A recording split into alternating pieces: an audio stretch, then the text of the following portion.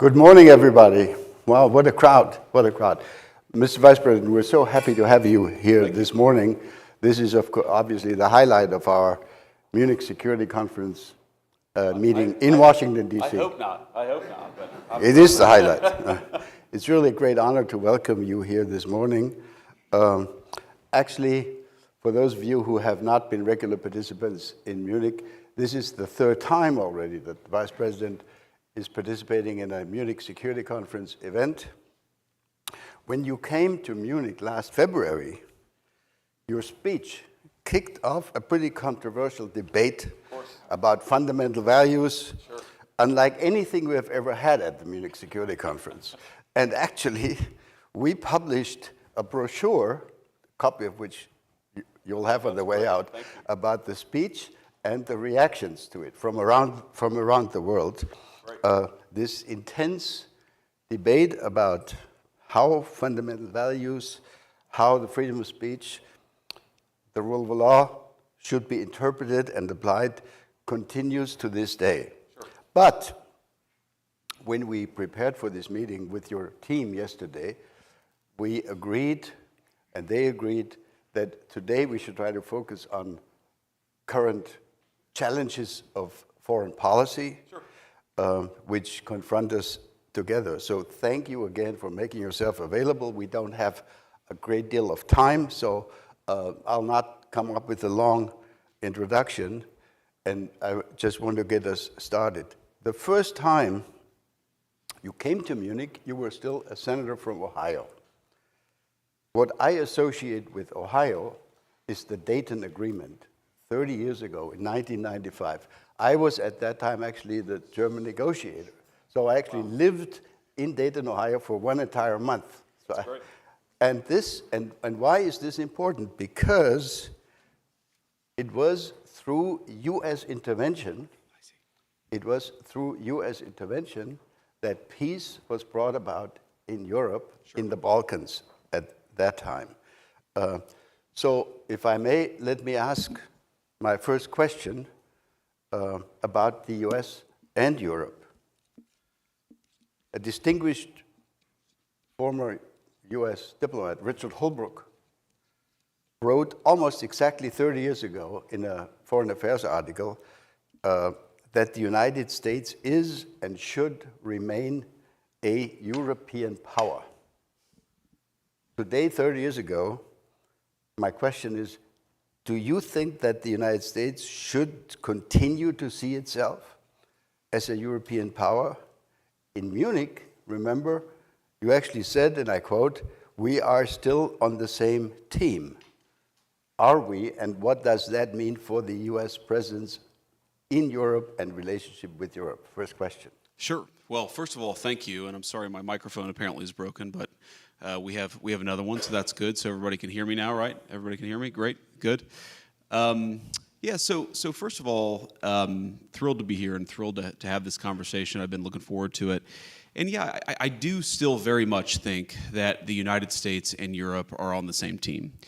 And I think that this is, sometimes I've been criticized as a hyper-realist, right? I think of foreign policy purely in terms of transactional values. What does the America get out of it? What do the rest of the world get out of it? And try to focus so purely on the transactional value of it that we ignore sometimes the humanitarian or the moral side of it. And I think at least with Europe, that's actually not a full encapsulation of my views, because I think that European civilization and American civilization, European culture and American culture are very much linked. And they're always going to be linked. And I think it's completely ridiculous to think that you're ever going to be able to drive a firm wedge between the United States and Europe. Now, that doesn't mean we're not going to have disagreements. And of course, you brought up the speech earlier. It doesn't mean that Europeans won't criticize the United States or the United States won't criticize Europe. But I do think fundamentally we have to be, and we are, on the same civilizational team. And I think, obviously, there's a big question about what that means in the 21st century. I think, obviously, the president and I believe that it means a little bit more European burden sharing on the defense side. I think that it means that all of us, frankly, on both sides of the Atlantic have gotten a little bit too comfortable with the security posture of the last 20 years, and that, frankly, that security posture is not adequate to meet the challenges of the next 20 years. So there are a lot of ways in which this alliance will evolve and change, in the same way that the alliance evolved and changed from 1945 to 1975 and from 1975 to 2005. I do think that we're in one of these phases where we're going to have to rethink a lot of big questions, but I do think that we should rethink those big questions together. That is a fundamental belief of both me and the president. And you mentioned this is my third time speaking with the Munich Security Conference group. Obviously, the first couple of times were in Munich, and I always remember very fondly, of course, that the very first time it was as a United States Senator representing Ohio, and I'm glad you got to spend a month in Dayton. I love Dayton. It's kind of the closest big city, if you can call it a big city, to where I grew up. But on that first panel, I was on that panel, and also David Lammy, right, who at the time was a lowly member in opposition, and of course now is the great Foreign Secretary of the United Kingdom, and he and I have become good friends. So I still think that this European alliance is very important, but I think that for it to be important and for us to be real friends with each other, and I think that we are very much real friends, we've got to talk about the big questions, and I know that's an important part of what this entire group does, so I'm glad to be here. Great, thank you so much. And I think the message has arrived in Europe that we need to carry a significantly larger share of the burden. As you know, we are all trying to spend more. Some are spending really a lot more. Others are lagging behind a little bit, but we're moving in the right direction, I think. Let me turn to a really concrete, urgent issue, Ukraine. The Trump administration, from what we have seen in the media, etc., seems to agree with most of us in Europe that, unfortunately, Russia does not seem to be really willing to end this military confrontation. If that's the assessment, if that's our collective assessment, could you talk a little bit about U.S. strategy going forward?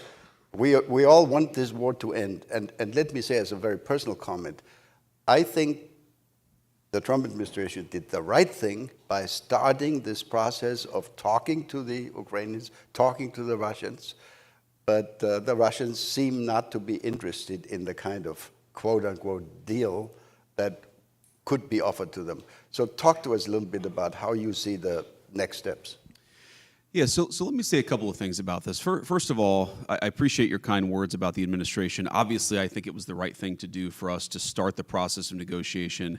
I think for too long, the Russians, the Ukrainians have been fighting. Obviously, there's been a lot of people dying on both sides. There's been a lot of innocent loss of life. And our view is it's absurd that you've had this war go on for so long, and the two sides aren't even talking constructively about what would be necessary for them to end the conflict. And I think that one of the things that President Trump has always been very good at, and he's gotten a lot of criticism, unfair criticism in my view, from both the American and some of the European press, is what I would call a strategic realism or a strategic insight. In other words, you don't have to agree with the Russian justification for the war, and certainly both the president and I have criticized the full-scale invasion, but you have to try to understand where the other side is coming from to end the conflict. And I think that's what President Trump has been very deliberate about, is actually forcing the Russians to say, here is what we would like in order to end the conflict. And again, you don't have to agree with it. You can think that the request is too significant, and certainly the first peace offer that the Russians put on the table, our reaction to it was, you're asking for too much, but this is how negotiations unfold. And I wouldn't say, I'm not yet that pessimistic on this, I wouldn't say that the Russians are uninterested in bringing this thing to a resolution. What I would say is right now, the Russians are asking for a certain set of requirements, a certain set of concessions in order to end the conflict.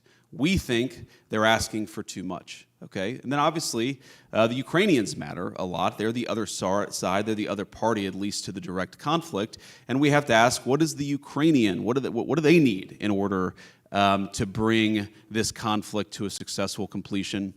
And we're going to continue to have that conversation.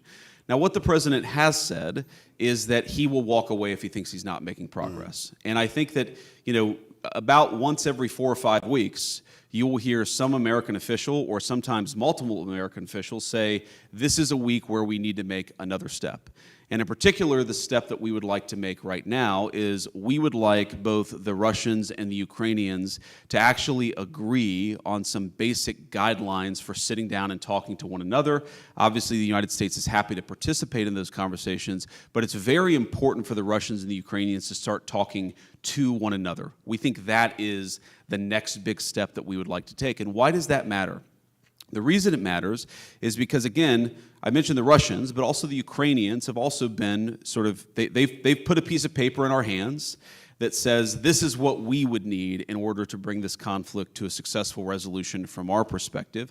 And there's a big gulf, predictably, between where the Russians and the Ukrainians are, and we think the next step in the negotiation is to try to close that gulf. We think it's probably impossible for us to mediate this entirely without at least some direct negotiation between the two, and so that's what we focused on. But I'm not yet a pessimist on this. I mean, obviously, you know, the Russians and the Ukrainians are not there yet because the fighting is still going on. You know, the Ukrainians have said they would agree to a ceasefire, a 30-day ceasefire. We appreciate that. What the Russians have said, again, you don't have to disagree with it, but it's important to understand where the other side is coming from. What the Russians have said is a 30-day ceasefire is not in our strategic interest. So we've tried to move beyond the obsession with the 30-day ceasefire and more on the what would the long-term settlement look like, and we've tried to consistently advance the ball. One final point I'd make about this, I think it's probably wouldn't surprise anybody in the room, but there are a lot of people watching who are not in the room, is a frustration that we've had, frankly with both sides, is that they hate each other so much that if you have an hour conversation with either side, the first 30 minutes are just them complaining about some historical grievance from 4 years ago or 5 years ago or 10 years ago. Look, I understand it. I understand that people don't fight wars against each other without a lot of grievance and a lot of problem, but we're trying to, as much as we can, play a constructive role in advancing the peace conversation forward. And what I'll say, just to echo something that President Trump has said many times, but I think it bears repeating, is our strong view is that the continuation of this conflict is bad for us, it's bad for Europe, it's bad for Russia, and it's bad for Ukraine. We think that if cool heads prevail here, we can bring this thing to a durable peace that will be economically beneficial for both the Ukrainians and the Russians, and most importantly, will stop the end of the destruction of human lives. I think people underappreciate this about our president here in the United States is he has a genuine humanitarian impulse about this. He hates innocent people losing their lives. He hates even soldiers losing their lives in unnecessary conflicts. He just wants the killing to stop, and that will continue to be America's policy. But obviously, as all of you have seen, we'll navigate that policy and react as the parties bring their grievances to us. Great, thank you very much. If I can just offer 2 footnotes to that. I think for us, Europeans living as neighbors of Ukraine, and if you wish, also as neighbors of Russia, we have begun to understand that what we're looking at here is not just the defensive war by Ukraine against the Russian aggression. It is also a confrontation that puts at risk all of European security. In other words, it's indirectly our defense also. It's not just Ukraine. And this is why we're so desperately interested in seeing that this comes to an end, hopefully. And I think the real trick for negotiations and for a conclusion of this is going to be that it's going to be lasting and not broken in the next 3, 6, or 9 months again. Let me, Mr. Vice President, since we have so little time, there are so many issues. If you allow, let me turn to another issue, China. That's a key, as we understand, a key challenge for the United States, for your foreign policy. It's also of tremendous interest for us in Europe. So the United States has defined China as the key strategic challenge going forward for coming probably many years. This has also been the justification, the reasoning when American staff members of yours tell us the United States must be much more present in Asia and will therefore need to reduce their presence, their strength, etc., in Europe. But now there are some signals in the media that the United States government, that the White House might actually be interested in a strategic deal with China, maybe even including on Taiwan. Could you talk a little bit about the China strategy of the Trump administration? Yeah, so I haven't seen those reports that you mentioned, a strategic deal on Taiwan, so I wouldn't speak to that. I certainly would say that there has been no conversation between our governments about a strategic deal on that particular question. What we have talked about, of course, is that we cannot absorb the producer surplus of the entire world. That has been the role of the American economy for the past 30 years, in some cases vis-a-vis Europe. And by the way, we don't blame, for example, the Germans for pursuing a policy that makes their exporters strong. We just wish that American leadership had pursued a policy that made our exporters strong, because now we find ourselves in a very precarious place. And when I say we, I mean the entire West. I mean the NATO alliance. I mean the United States and Europe, which is that we become, in a world of hyper-complicated, hyper-globalized supply chains, we find ourselves more and more reliant on countries that may not have our best interests at heart. And even if they're halfway decent trading partners, it's still a little bit risky to put all of your eggs in one proverbial basket economically. And what the president has said is we must rebalance the global economy vis-a-vis China. We cannot absorb hundreds of billions of dollars, close to $1 trillion per year in annual surplus, most of it coming from the People's Republic of China. And what that's going to mean in the rebalancing is that we think that the PRC is going to have to, frankly, let their own population consume a little bit more. They've held consumption levels down in order to increase these massive exports. It means that American manufacturers are going to have to be treated more fairly in some of these global trade deals. It means we're going to have to cut some new trade deals with some of our friends in Europe, but also with some of our more adversarial nations. But that also, we have to be careful here, because while we want to rebalance global trade, and that has certainly been the explicit goal of our policy, we also want to make sure that we do this in the right way. And yes, you've seen media reports that the Chinese reached out to the United States. Of course, we're going to sit down and talk to them. I'm not going to divulge too many details or prejudge the negotiations, but we want to rebalance trade in the interests of American workers, in the interests of American manufacturers. That is our policy. We think that we can do that while preserving at least an open dialogue with the PRC and with a lot of other nations all over the world.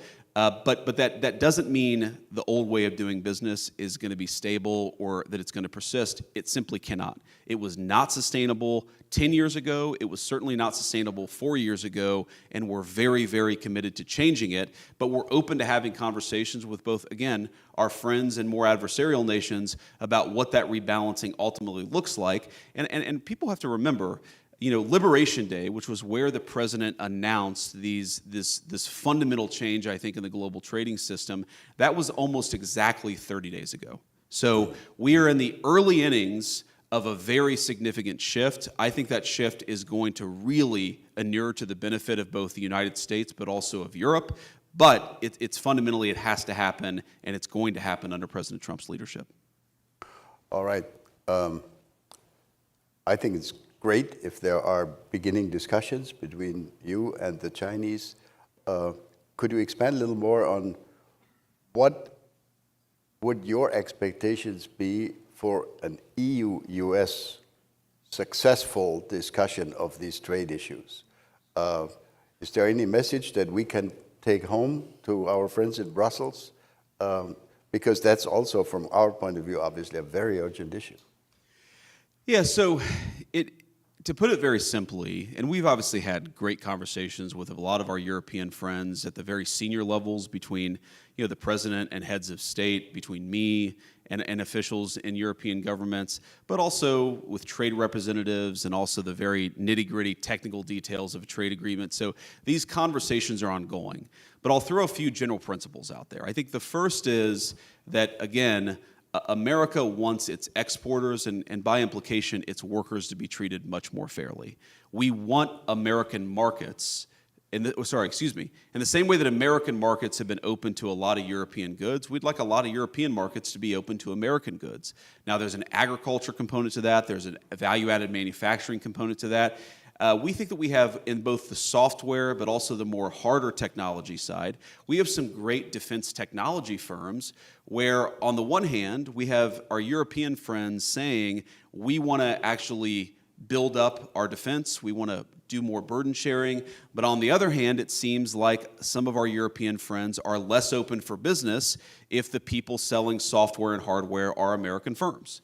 Well, we think that's inconsistent. We think that we have some of the best military hardware and software in the world, and we think part of being good allies is, yes, we obviously want the Europeans to take a bigger role in the continental defense, but we also think that there are a lot of great American companies that they can work with. And so, again, this doesn't have to be a zero-sum dynamic. This can be a very synergistic relationship, but the fundamental principle is we think that most nations in the world have been way too hard on American exporters and American firms.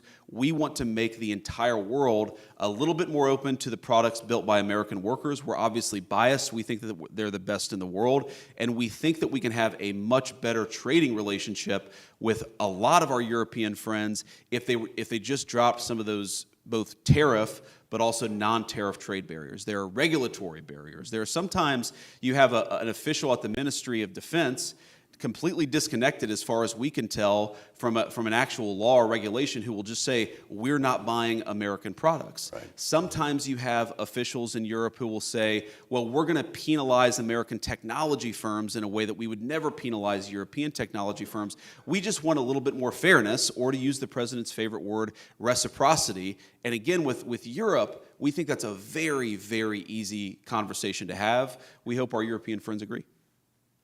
Great.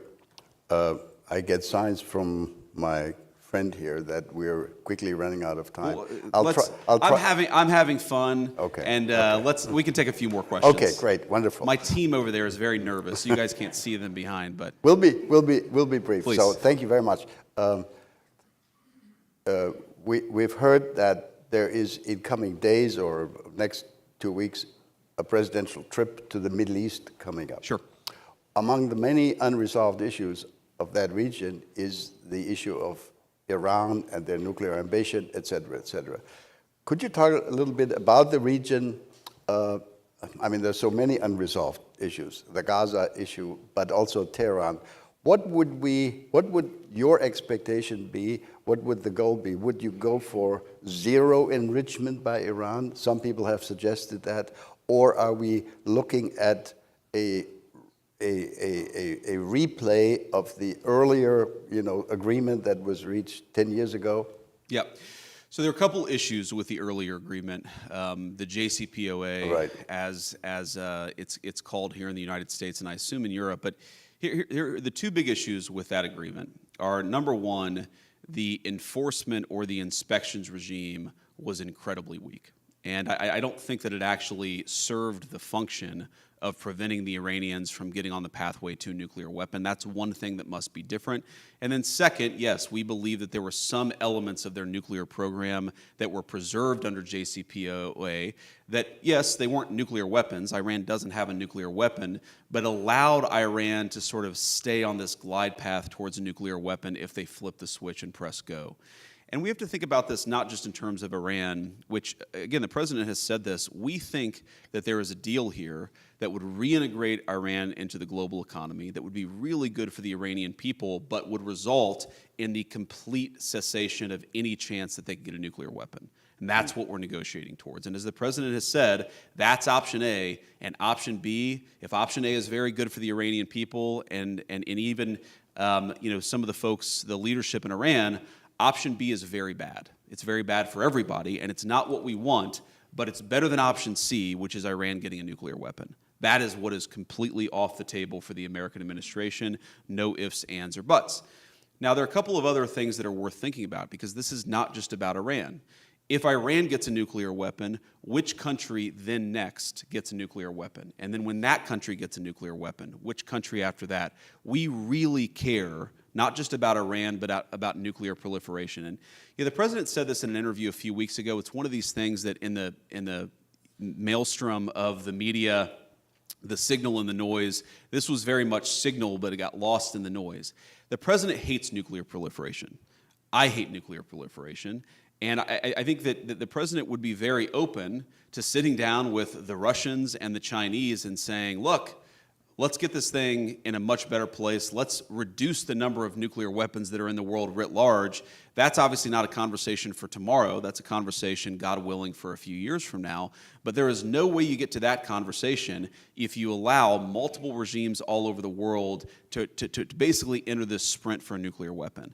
And we really think that if the Iran domino falls, you're going to see nuclear proliferation all over the Middle East. That's very bad for us. It's very bad for our friends. And it's something that we don't think can happen. So without prejudging the negotiations, I will say so far so good. We've been very happy by how the Iranians have responded to some of the points that we've made. We've been very happy that some of the intermediaries and some of the folks who are in the room, the role that they've played, the Omanis in particular, have played a very positive role, and we're very grateful to that. So far, we're on the right pathway, but this is going to end somewhere. And it will end either in Iran eliminating their nuclear program, their nuclear weapons program. They can have civil nuclear power. Okay, we don't mind that, but let me ask this basic question: which regime in the world has civil nuclear power and enrichment without having a nuclear weapon? And the answer is no one. No one right now has a civil nuclear program with their entire enrichment infrastructure that can enrich to the 90+% needed to get to fissile material and a nuclear weapon. So our proposition is very simple. Yes, we don't care if people want nuclear power. We're fine with that, but you can't have the kind of enrichment program that allows you to get to a nuclear weapon, and that's where we draw the line. Great. I think most of us would totally agree with that.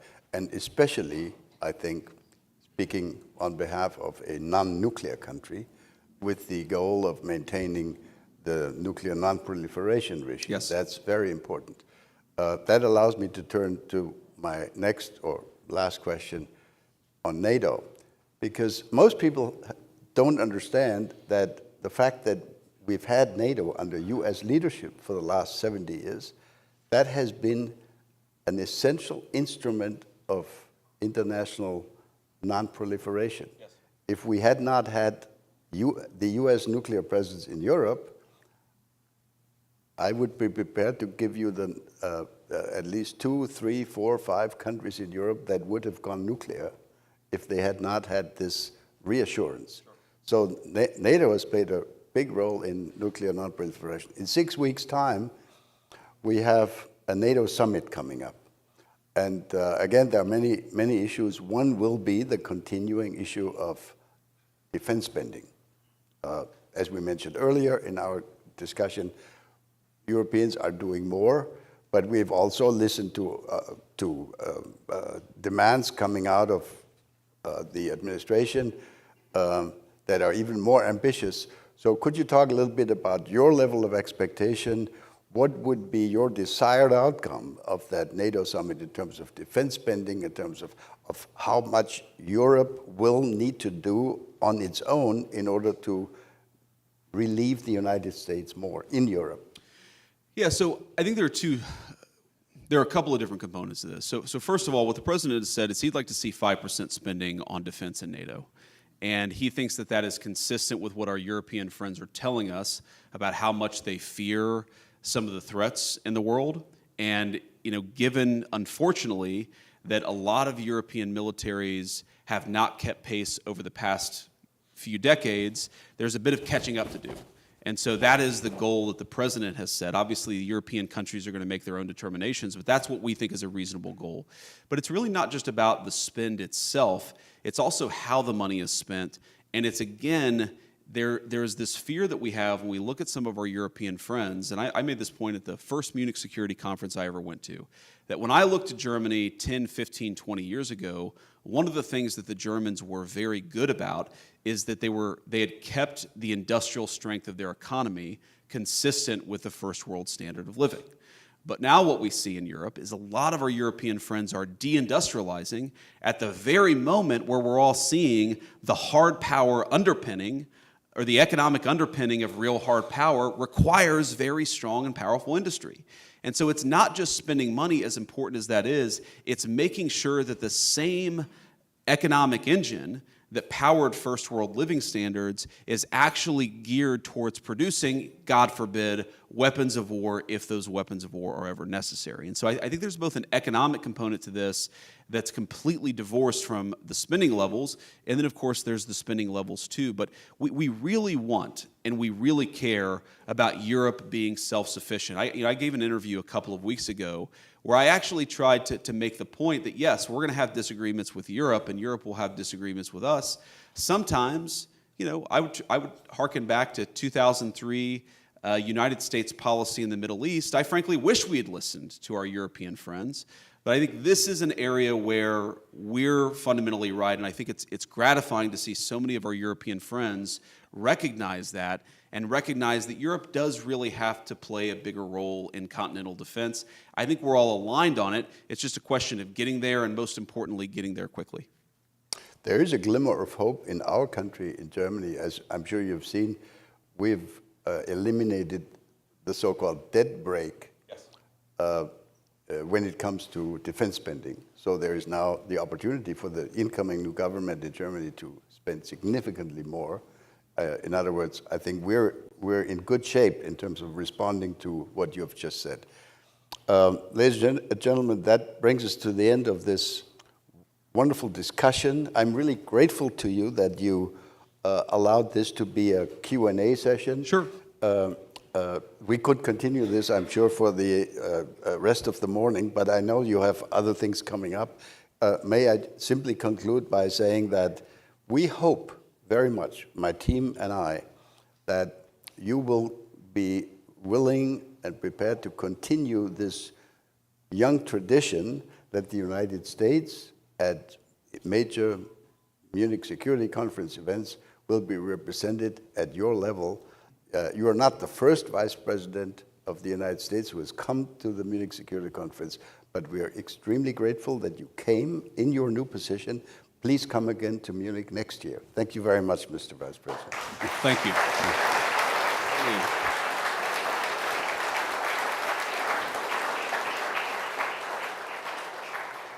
So if I may just say a few things in conclusion. First of all, I appreciate the kind words, and I appreciate the invitation back. I wasn't sure after February whether I'd get the invitation back, but it's good to know that it's still there. Well, we thought about it. Second of all, since you brought up Germany, I wanted to, of course, from the President, issue our congratulations to Chancellor Merz. And I know that we'll have a conversation with him in the next couple of days, but we're looking forward to it. And the final point that I'd make is not to rehash what's in that document, but one of the things that I said in that speech that didn't get as much airplay, but I thought was just as important, is that everything that I said there applied as much to the previous American administration as it did any government in Europe. Oh. And I think that this, I mean this from the heart and as a friend, that there is a trade-off between policing the bounds of democratic speech and debate and losing the trust of our people. Every single country, and we're all going to draw the lines a little bit differently, every single country says there are things that are outside the realm of political debate. I understand that, I accept that, and I'm fine if one country is going to draw those lines a little bit differently than the United States.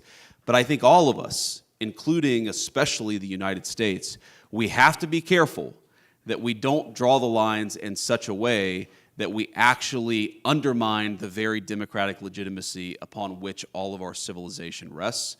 And I think that is fundamentally the point here. It's not Europe bad, America good. It's that I think that both Europe and the United States, we got a little bit off track, and I'd encourage us all to get back on track together. We're certainly willing and able to participate in that work, and I think all of you all too. Thank you. God bless you.